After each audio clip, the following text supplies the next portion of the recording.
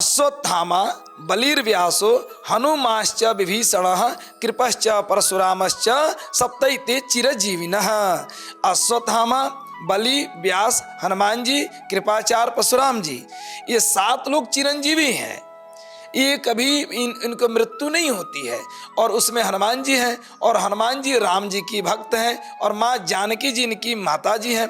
तो उन्होंने ये अशोक वाटिका में जब इन्होंने मुद्रिका दिया हनुमान जी, उस समय उन्होंने खुश होकर के अष्ट सिद्धि नौ निधि के दाता असवर दीन जानकी माता, माँ जानकी जी ने यह वरदान उनको दिया।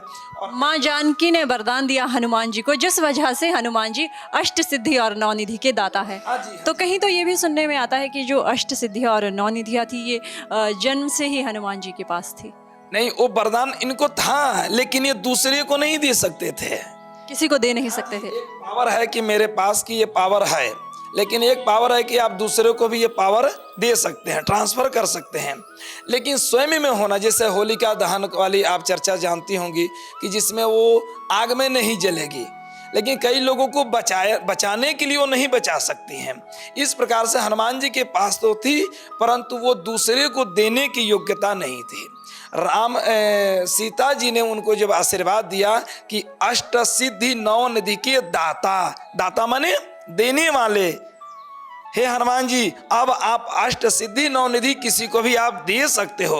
अणिमा, लघिमा, गणिमा, छोटा होना, बड़ा होना, और बड़ा हो जाना, हवा में उड़ जाना, नीचे चले जाना, ये कई प्रकार की सिद्धि हैं जो हनुमान जी के पास है। इसलिए हमारे समाज में जितने भी युवा हैं, जितने भी विद्यार्थी हैं, अगर हम हनुमान जी की सेवा करते हैं, हनुमान जी के चरण पकड़ लेते हैं, हनुमान चालीसा का पाठ करते हैं, तो छूट ही बंदी महासुख होई, सभी को पता है। और आपने ये कहा कि इतनी शक्तिशाली इतनी क्यों हुआ, क्योंकि इन्होंने जितना निरअभिमानी बन करके सेवा किया भगवान जी का। कई बार हम सेवा करते हैं दिव्या जी, तो हम अभिमान के साथ सेवा करते हैं कि मैं हूं और कोई है ही नहीं, अहम भाव। लेकिन हनुमान जी अपने आप को अभिमानी मानते ही नहीं है।